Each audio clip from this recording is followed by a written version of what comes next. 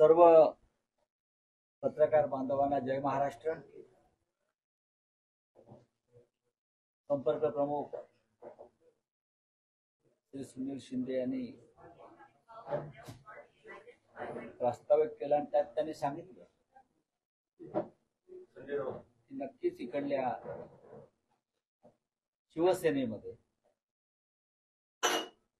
एक चांगलं वातावरण निर्माण होताना दिसतंय. खूप काळानं मी इथे आलो. विशेषतः त्या भागातले प्रमुख नेते शिवसेनेचे अनिल भैया राठोड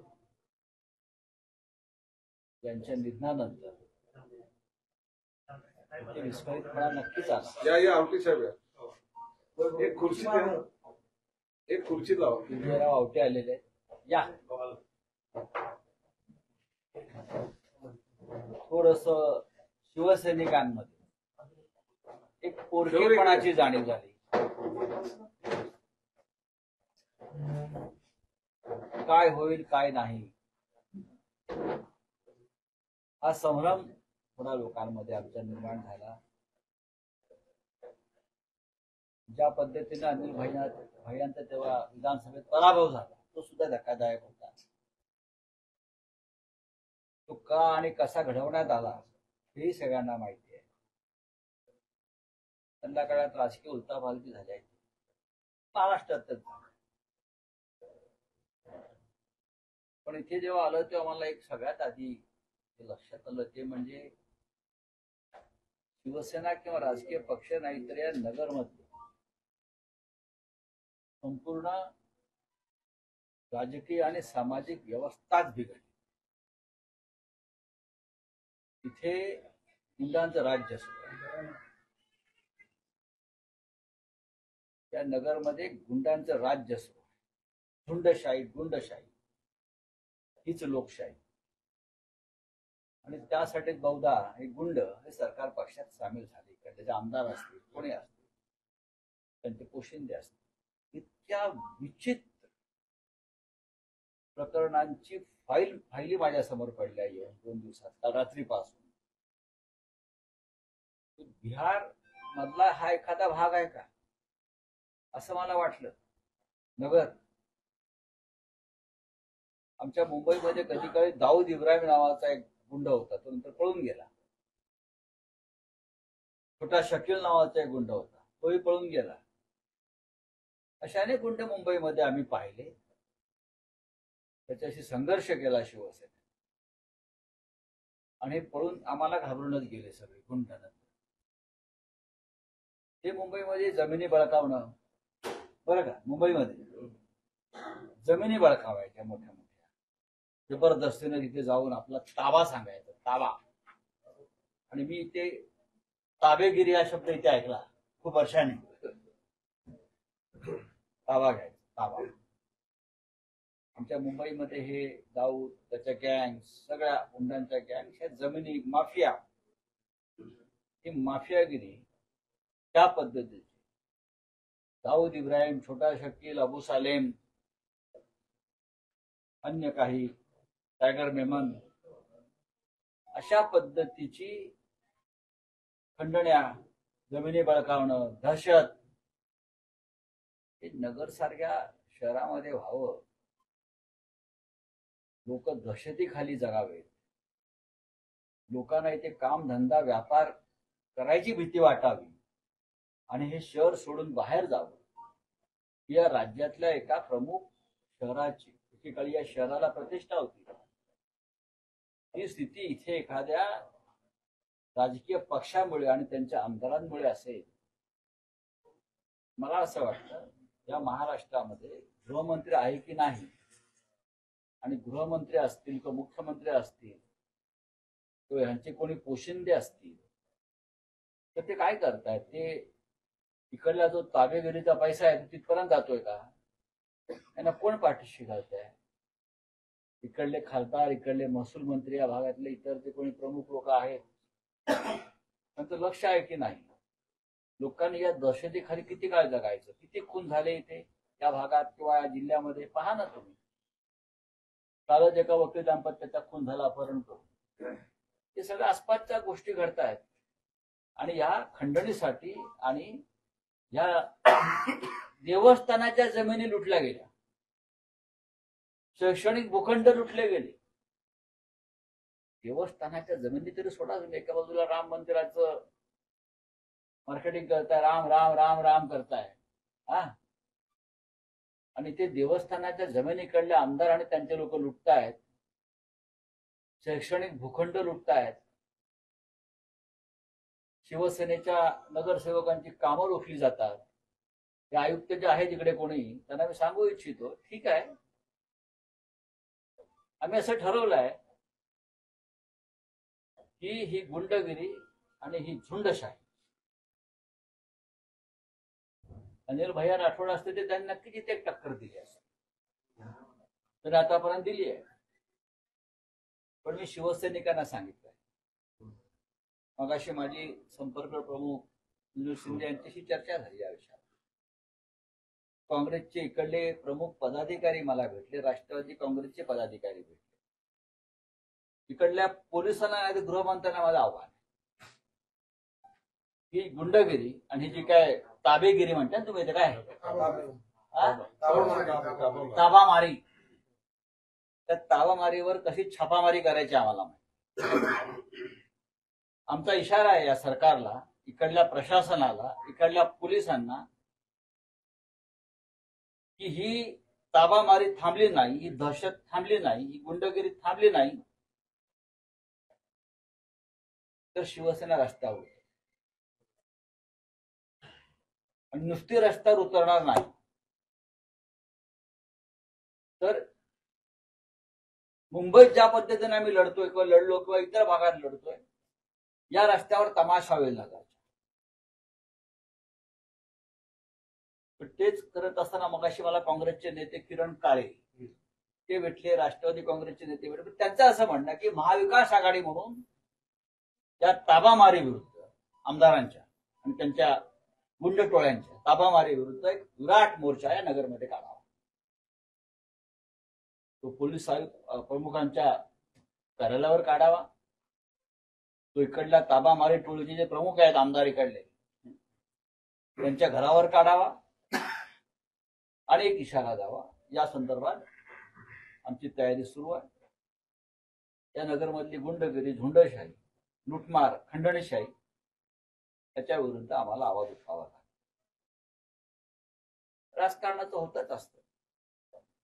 पक्ष संघटनेसाठी आम्ही इथे आज आलेलो आहोत, बांधणीसाठी मेळावा आहे आमचा. पण मला भेटलेला इकडला प्रत्येक माणूस, शिवसैनिक असेल, इतर पक्षाचा असेल, सामान्य नागरिक असेल, प्रत्येकानं नगरच्या गुंडगिरी विरुद्धच माझ्याकडे तक्रार. नगरची गुंडगिरी ही तुमची ताबामारी.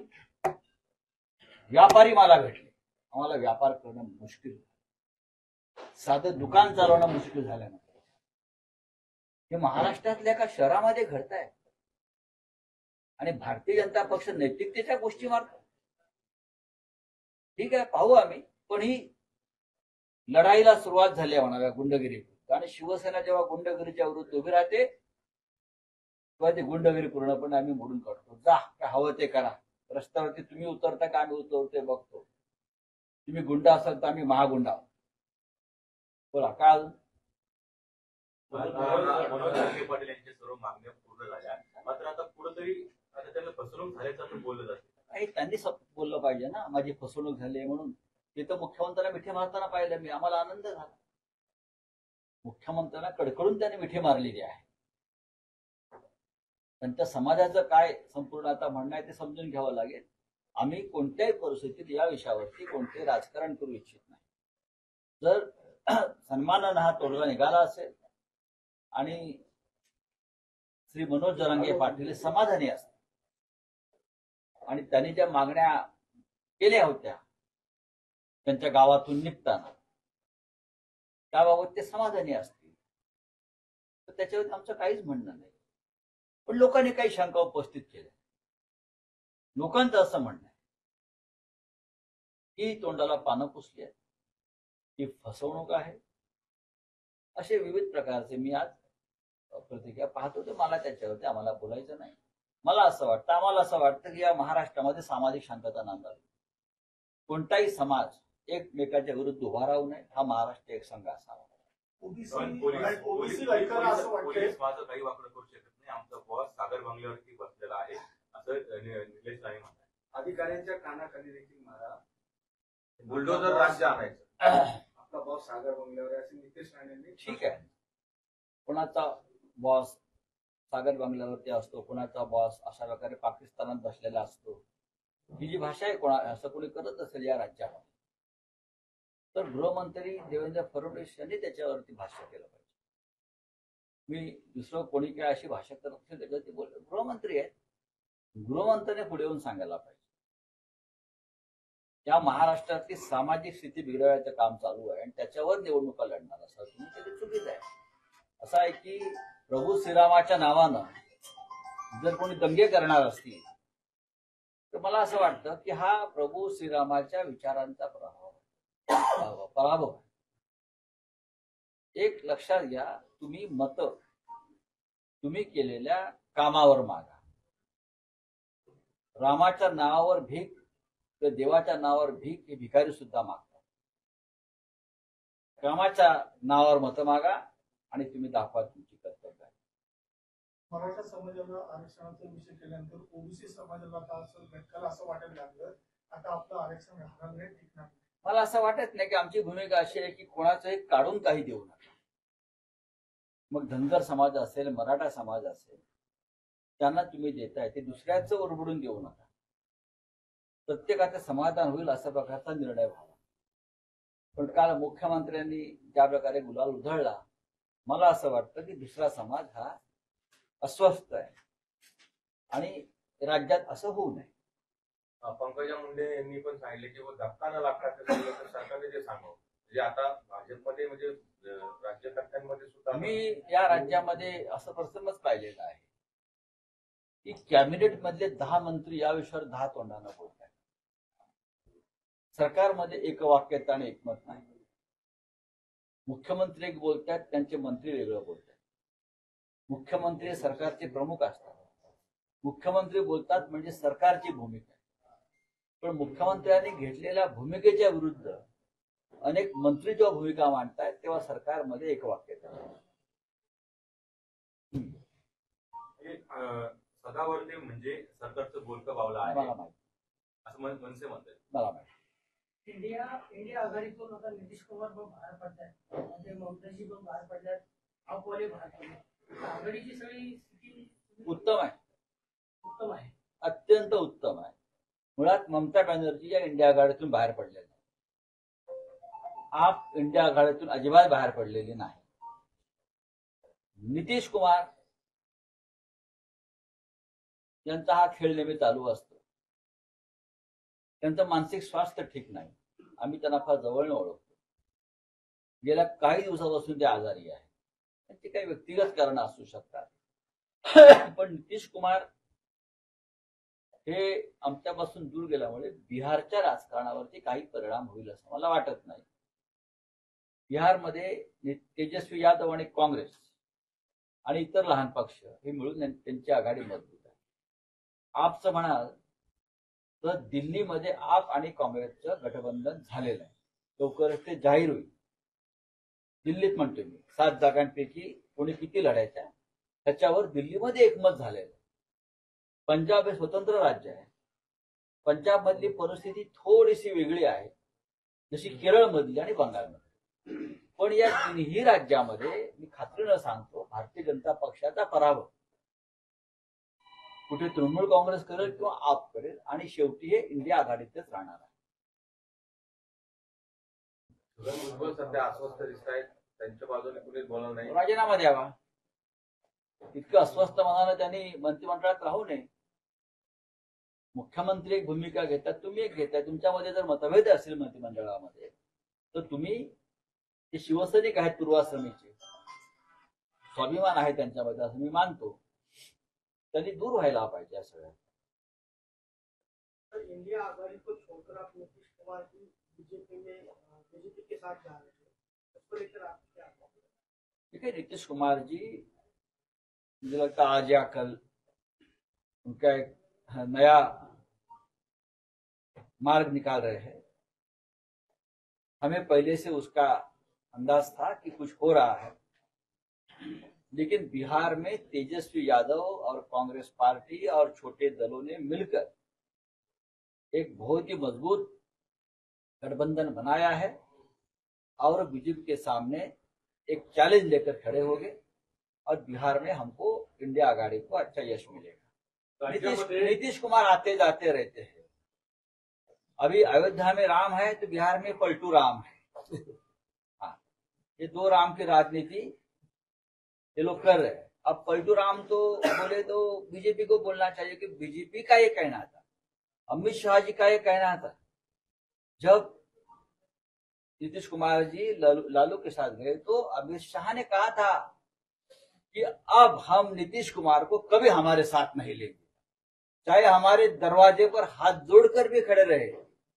तो नीतीश कुमार अब एनडीए के मेंबर नहीं बनेंगे, ये मेरा बिहार के जनता को वचन है। अब यह वचन का क्या हो गया, क्या हो गया?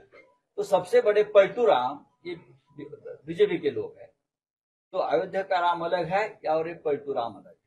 सर दूसरी बात, जिस तरह से राहुल गांधी ने यात्रा निकाली है, उनकी यात्रा के ऊपर हल्ले हो रहे हैं, उनकी यात्रा को रोका जा रहा है, तो किस तरह से?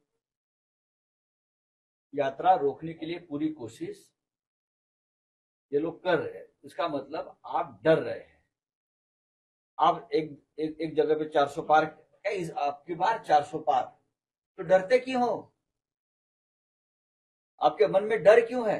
राहुल गांधी का, महाराष्ट्र में शिवसेना का, फिर आप डर क्यों रहे हो? अगर आपको 400 पार का इतना विश्वास है तो आपको डरने की जरूरत नहीं है। मैं आपको ये कहना चाहता हूं, डरो मत, हमारा सामना करो। लेकिन राहुल गांधी चाहे मणिपुर हो चाहे असम हो, आगे जा रहे हैं, रोकने की कोशिश की है, उनके काफिले पर हमले हुए हैं और फिर भी उनकी यात्रा आगे चल रही है।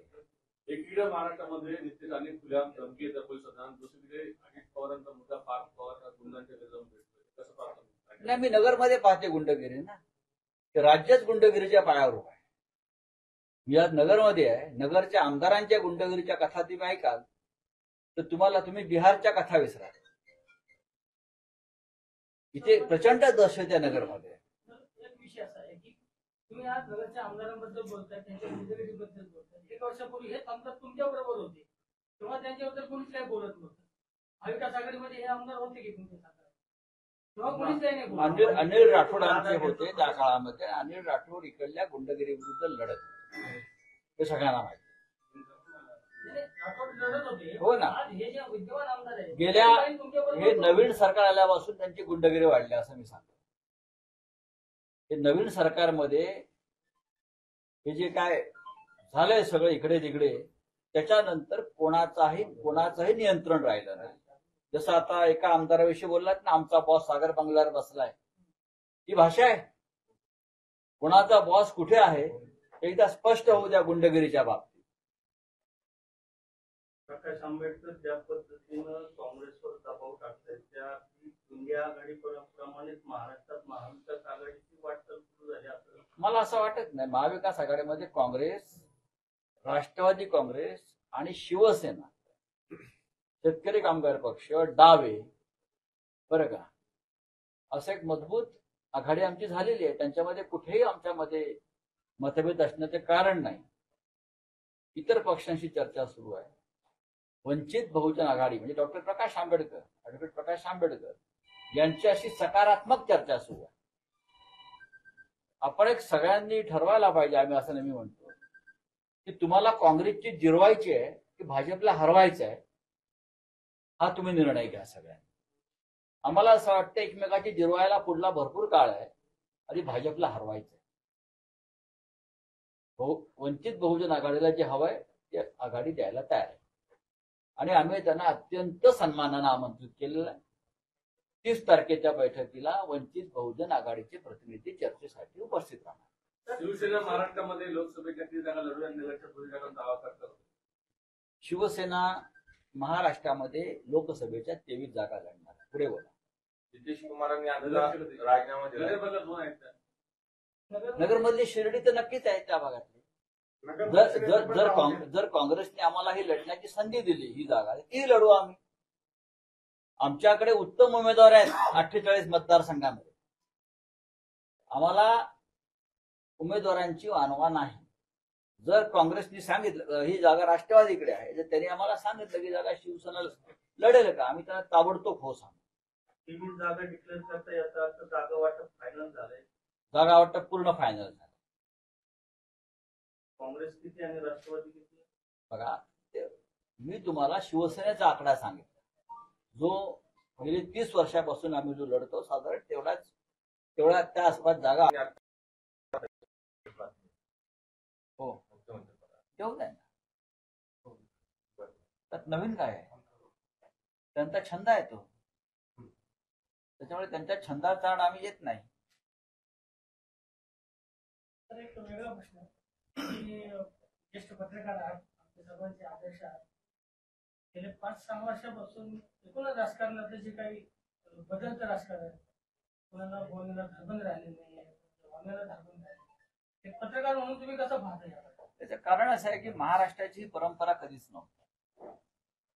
महाराष्ट्र या देशातल्या राजकारणाच्या दृष्टीनं सगळ्यात सुसंस्कृत राज्य होतं. राजकारण आणि प्रशासनामध्ये महाराष्ट्राला प्रतिष्ठा देशात लाभली. पण दिल्लीमधल्या राज्यकर्त्यांनी महाराष्ट्राला बदनाम करण्याचा प्रयत्न चालू राष्ट्रीय स्तरावर. त्याचं चित्र आपण पाहतो.